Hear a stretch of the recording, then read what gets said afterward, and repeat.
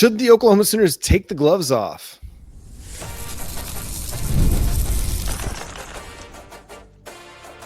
You are Locked On Sooners, your daily podcast on the Oklahoma Sooners. Part of the Locked On Podcast Network, your team every day.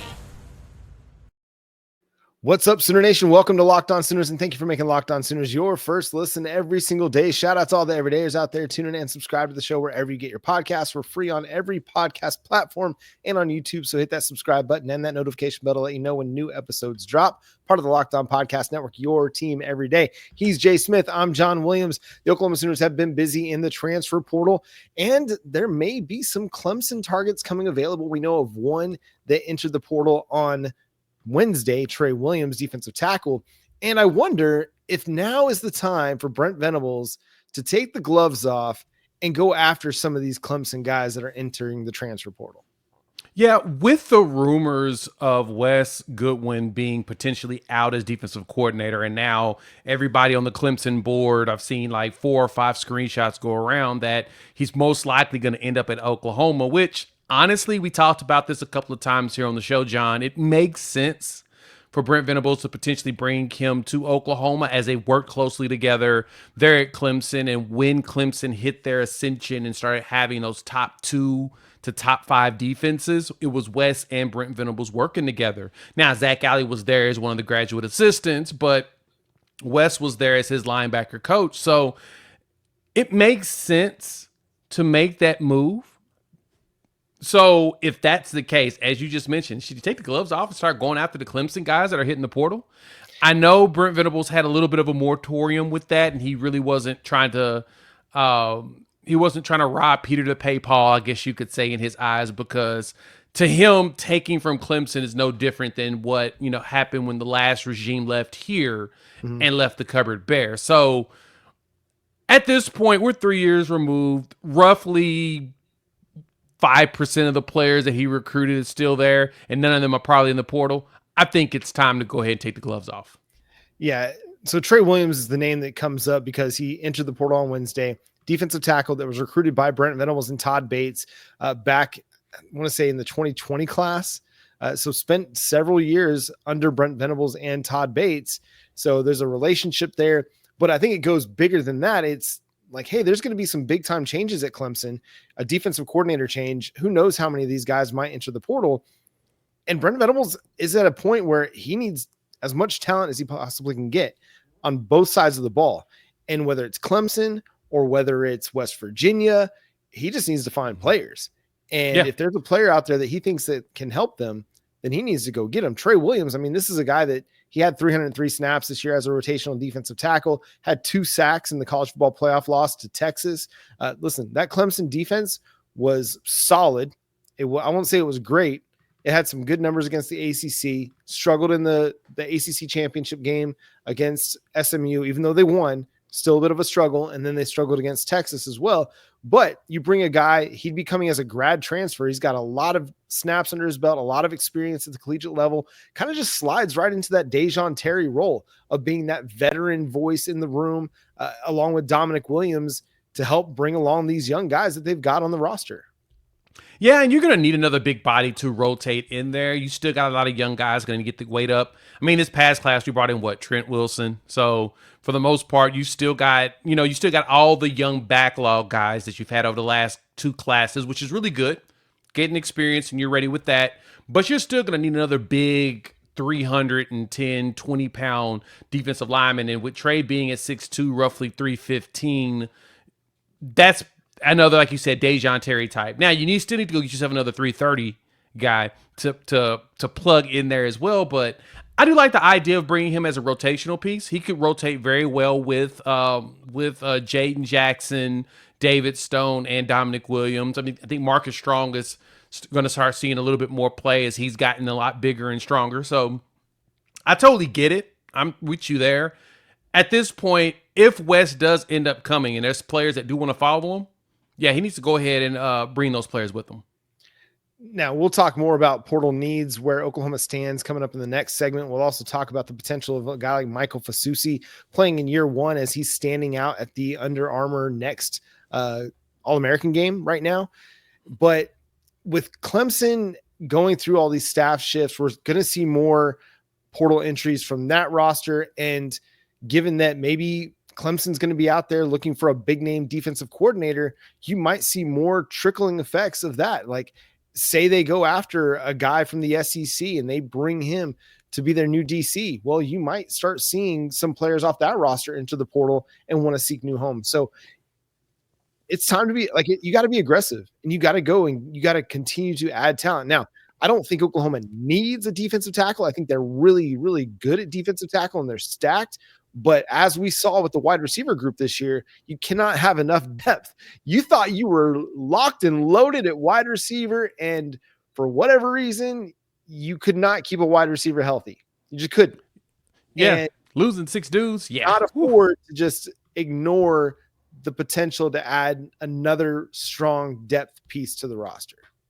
No, I totally agree with you on that. And it was an AJ Hoffler is another one that just recently entered the portal from Clemson. I think he'd be a pretty good pickup as well to have as an edge player. You know, he's 6'5", 255, 260, probably a little bit bigger. It'd be good to have some additional depth pieces just in case. I mean, we're still waiting on R. Mason Thomas to give us the official word. But I think once he gives you his word that he is going to come back, you've already got Dominic's word. Now, at this point, you just need to make sure you add some guys with experience to go with the growth of the other ones, like your Daniel Koye's, your PJ Adabuare's. You want to get them going. Nigel Smith's, Wyatt Gilmore's, Taylor Wine. You want to get them up and running and rolling well, but you also need some players that have actually played it and understand how to set the edge, force the running back in, or be able to blitz outside and win those one-on-ones against those tackles. So having guys that you can work with and get yourself polished better with is never a negative. So, John, I'm totally with you on the idea of snatching these guys up for depth pieces because you're correct. Health is always going to be attrition is always the most critical thing in college football. And it's usually the team that's the healthiest at the end of the season is the one that usually ends up winning out. And right now we're starting to see it, right? Arizona State in that game against Texas, they lost like 2 or 3 wide receivers going into that game, and their wide receivers kept getting hurt as the game was going on. So you start to see that attrition hit, and that's when teams start to fall apart. So, yeah, give me some more edge players. Give me some more guys in the trenches. I think we should focus more so on there just to continue to prove that we're built to play in the SEC. Well, and you see a team like Ohio State just absolutely dominating folks the last couple of weeks with great edge play. Like the 2 dudes that they've got coming off the edge, they have my mouth watering. Like if I can get R. Mason Thomas back and I can add a guy to be that, like that's filet mignon. That is a nice side of lobster to go along with it. Like that is fine dining at its best. So Oklahoma needs to be aggressive. They need to not worry about the relationship anymore between Dabo and Brent. Like, listen, you got friends in a lot of places. At the same time, it's a business and you've got to take care of business in 2025. Otherwise you might be looking for business elsewhere after next season. So what else does Oklahoma need to pursue in the portal? We'll discuss that coming up next here on Locked On Sooners. The NFL playoffs are almost here, but it's not too late to get in the regular season action with FanDuel, America's #1 sportsbook, because right now, new customers can finish the season strong with $250 in bonus bets if you win your first $5 bet. And we all know college football still got their games going on. Notre Dame and Georgia, since the game was moved later today, you'll see that one. Notre Dame's a 1.5-point favorite in that game, which is very intriguing. But if you want to jump in the NFL side, Cincinnati Bengals and the Cleveland Browns and Baltimore Ravens. Ravens are a 17.5-point favorite in the final week of the season. So if you want to go and get in there, make sure you check out FanDuel. So go to FanDuel.com to join today. That's FanDuel.com for your chance at $250 in bonus bets if you win your first $5 bet. Make every moment more with FanDuel, an official sportsbook partner of the NFL. And we got to talk about our friends over there at Home Field Apparel. The season is over, but the playoffs are going on. And Home Field Apparel's got some great apparel for you to check out. Their vintage look is the top out there. Never before seen shirts and old school logos that you all love. Right now, they got some great quarter zips on their site with your team logo on it. And so you need to go check them out. Go to Use our code Sooner24 to get 15% off your first purchase, and check out their boxes. They got platinum boxes as well as team boxes with all kinds of additional stuff. Like I said, 3 different never before seen shirts as well as koozies. Go check them out. HomeFieldApparel.com. Use code Sooner24 for 15% off your first purchase. Again, thanks for making Locked On Sooners your first listen every single day. Shout out to all the everydayers out there. Tune in and subscribe to the show wherever you get your podcasts. We're free and available on all podcast platforms and on YouTube. So hit that subscribe button, part of the Locked On Podcast Network, your team every day. Jay, as Oklahoma sits here in the portal on the 2nd of January, where do you think they still need to be aggressive? At what position or position groups do you feel like Oklahoma still needs to add some guys? So I know that the dead period is lifted starting on the 3rd, so on Friday. So you'll start seeing and hearing about players taking visits, and we'll definitely talk about that probably on Friday once we see some stuff become official or get confirmed publicly to be able to talk about. But right now, what the Sooners need, they need to get their hands on some defensive linemen. We need some additional trench play. You lose 3 seniors on the edge, and Caden Woolard, Ethan Downs, as well as Trace Ford. You lose a couple of linebackers in the portal in Phil Picciotti as well as Lewis Carter. So you may need to add one more of those. Still think you need a corner to go along with that. So honestly, you need at least one person at each defensive position just to maintain good depth there. Now we've got 4 wide receivers that we brought in out of the portal. John, I guess the question would be, do you think Emmett Jones should go get one more? If a big name person drops from these playoff teams? If there's somebody that is a legit wide receiver 1 that walks in and he is a day 1 starter for you right away, no competition, because he's got legit production at the collegiate level, at the FBS level specifically, then yeah, go for it. But if you're looking at a dude that has wide receiver 2 production, or he's been at the FCS level or a D2 guy, you got plenty of those guys. If you're looking at somebody who's a former 4-star that hasn't really done anything, you've got a bunch of those guys right now that you want to develop. So I'm not necessarily of the mind to take snaps away or take practice reps away from the guys that we've currently got on the roster right now. But if there's a dude like, say, an Evan Stewart from a year ago, or an Isaiah Bond from a year ago, or, hey, Ryan Williams, hey, what if you drop into the portal and you decide you want to come to Norman? By all means, I want to take you. I'm not going to tell you no. But for anybody that's just still kind of a guy that's trying to find his way and develop and make a name for himself, I'm kind of out on that at this point, because I want to see what we've got in that 2024 group that we had come into Norman, and then the 2025 group that you've recruited, including the transfer portal guys. We got to find out what you've got in those guys before you bring in another dude that's just got an okay resume or hasn't really done much. But if there's a name that maybe Oklahoma's recruited in the past and it just didn't go that direction, okay, if everything falls into line right now, then make it happen. If you liked him before, but there was a reason why it couldn't happen then, but it can happen now, kind of like we're seeing with Josiah Martin, then by all means, bring him in.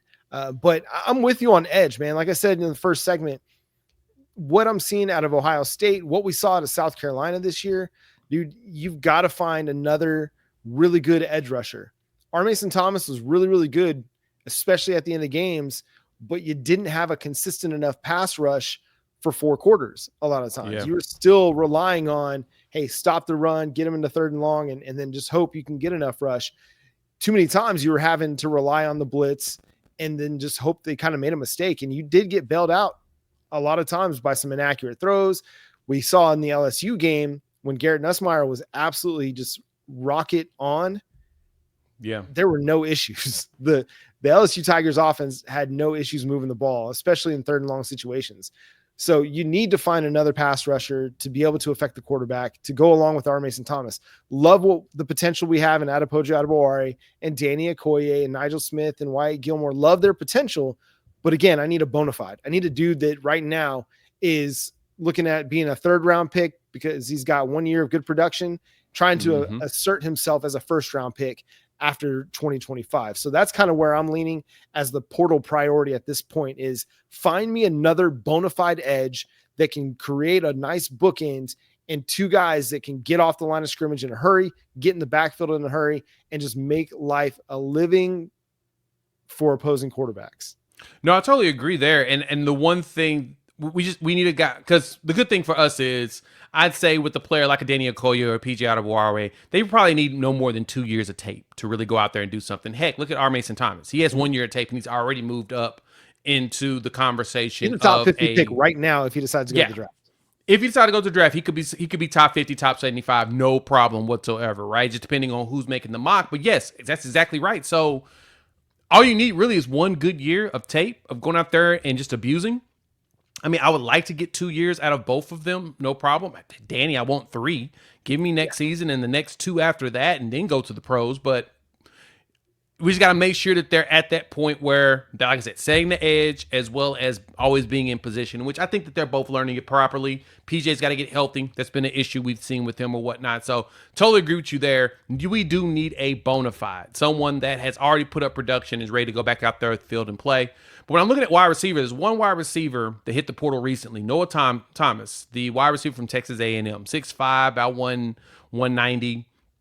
He had 39 catches for 574 yards and 8 touchdowns this past season.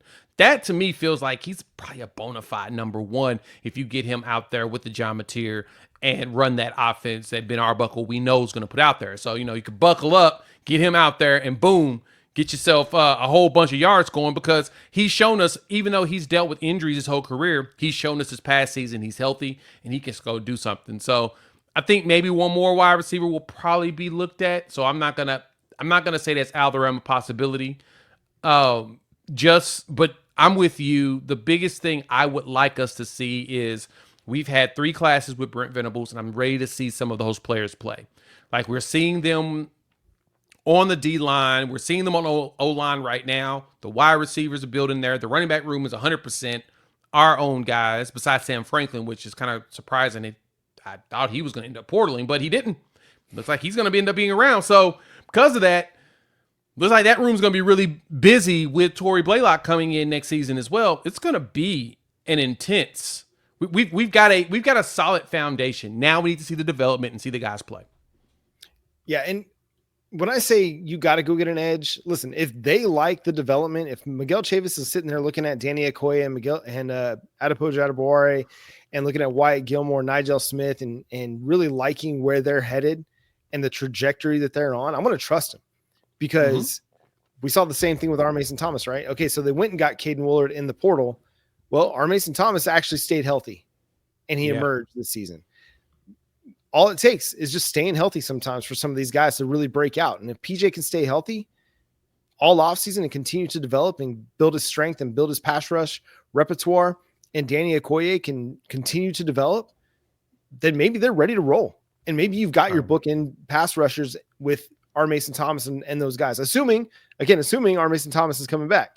But if not, if R. Mason Thomas is not coming back, then edge is definitely a priority number 1.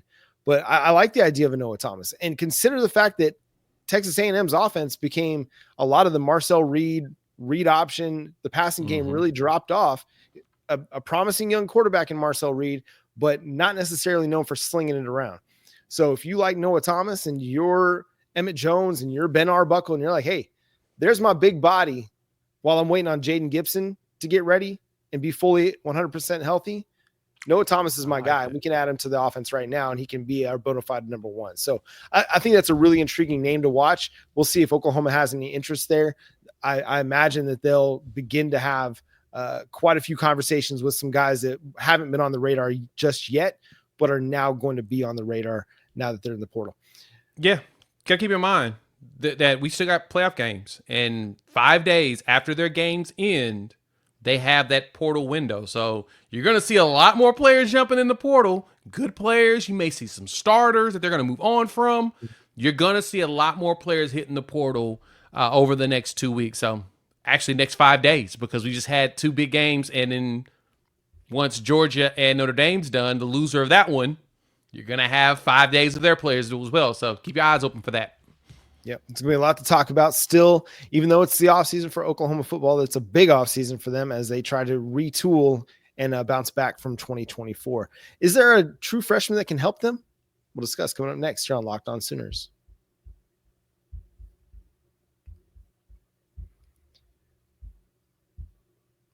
Attending the 12-team college football playoff games is an incredible experience that brings fans together like never before. I remember the excitement of past playoff games and can't wait to make new memories with the updated format and extra teams involved.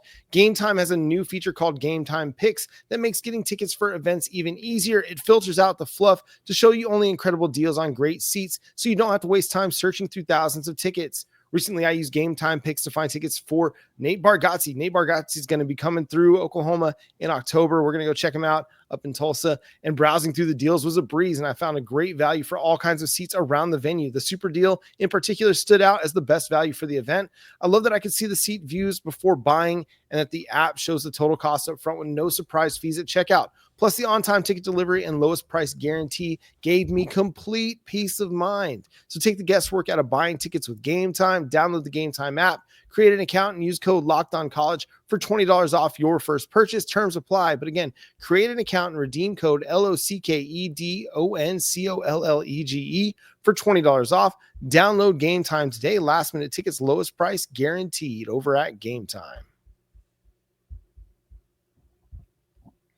Again, thanks for making Locked On Sooners your first listen every single day. Shout out to all the everydayers.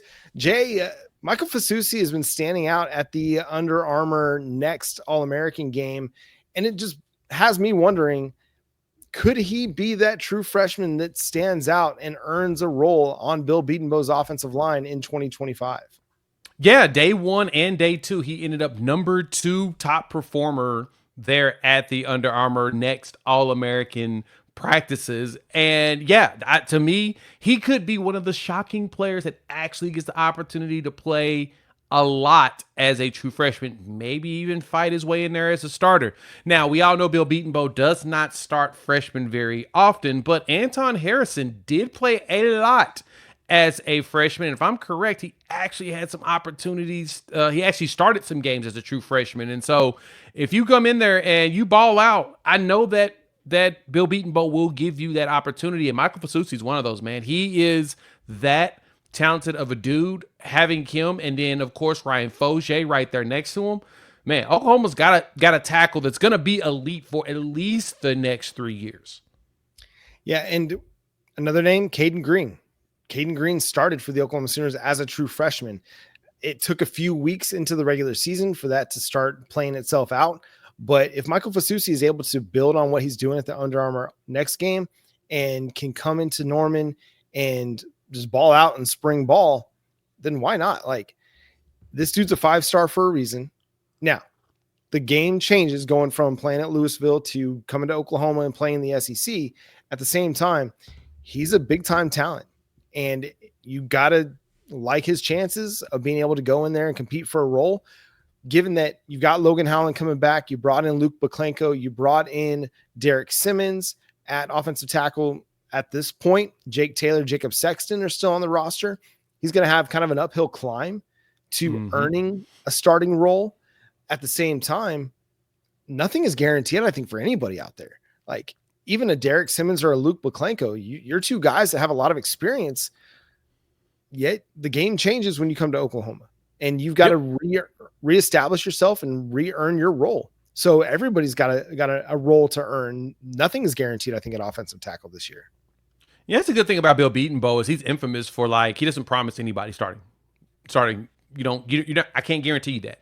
You got to come out there and show me that you can do it. And plus, that's one of the reasons why he's one of the most respected offensive line coaches in the NFL or in college football. The NFL scouts believe that are NFL evaluators, because he does a really good job of teaching those offensive linemen multiple positions. He wants you to be able a plug and play guy no matter what. And that translates heavily at the NFL because the NFL deals with injuries just as much as college. And so if you've got an elite tackle and you can slide him to guard for a few moments and then move him right back to tackle, the NFL likes that idea, mainly because once they start paying you all that money at tackle and they start dealing with a bunch of injuries and they need someone else that can help with it, they want to have that backup tackle to be able to slide right there in a guard and work together and build that chemistry. So the big thing is going to be how fast can Michael Fasusi not only pick up the blocking concepts, but also build continuity with the line. The good thing I think this is the advantage though, John, if you really think about it for Michael Fasusi, we're going to have a whole new offensive setup. So everybody's learning it together. So if he walks in there and excels quickly, he's definitely going to be up there as a starting tackle, either one of the sides, because that's going to be key. It's everybody's learning this system together. And so since it's a new system, the only person that's walking in there knowing this is John Mateer with Ben Arbuckle. Right. If he shows up and shows out physically, have that physicality that's needed, I could totally see him starting day one and pushing somebody out of their role. And here's what Charles Power from On3 had to say about Michael Fasusi. I won't read you the whole thing, but I'll read just a little bit of it. Was the top offensive lineman on day one of Under Armour practice. He shows great twitch, a high-level punch, and a physical edge working at both left and right tackle. His plus length and was very light on his feet in individual drills and live action. Saw his patented power on contact during inside drills and the team period. No other offensive lineman on Team Unstoppable played with the level of physicality. Fasusi stymied pass rushers at the point of attack and generated a tangible tangible push in the run game. The Oklahoma signee backed up the film that has made him a 5-star plus prospect. Got to love the idea that he's playing with a lot of physicality, right? If there was one thing that you heard a regular complaint of from guys like Gabe Eichert, Teddy Lehman, that Oklahoma just wasn't physical enough along the offensive line in 2024. So if you bring a dude in with Michael Fasusi's skill ability, plus he's ready to get out there and get nasty, that might be the thing that kind of puts him over the edge of some of the guys that we've got right now. Is the dude wants to mix it up. And because you're going to need that. You need somebody to be out there and setting a physical tone for you. And that's especially the offensive line. Yeah, you're going to need a guy that's going to go out there and not only push people around, but also push his teammates to be better. So the rest of the offensive line needs to look at that and be like, okay, I can't let this young pup come in here and just take my job like this. Can't have Michael Fasusi doing that. But if Bill Bedenbaugh's looking at him and saying, hey, man, I see the young guy wants this. How bad do you want it? Y'all understand that you went through a whole season in the SEC and understanding going against these teams, how bad they want to just push your face into the ground. Are you going to let this young guy come in here and take that role from you and take that away from you? Or are you going to go in there and fight back and push those teams back around? Because, this is a revenge tour. I don't care what y'all say. This is a revenge tour for all of us, so buckle up for it.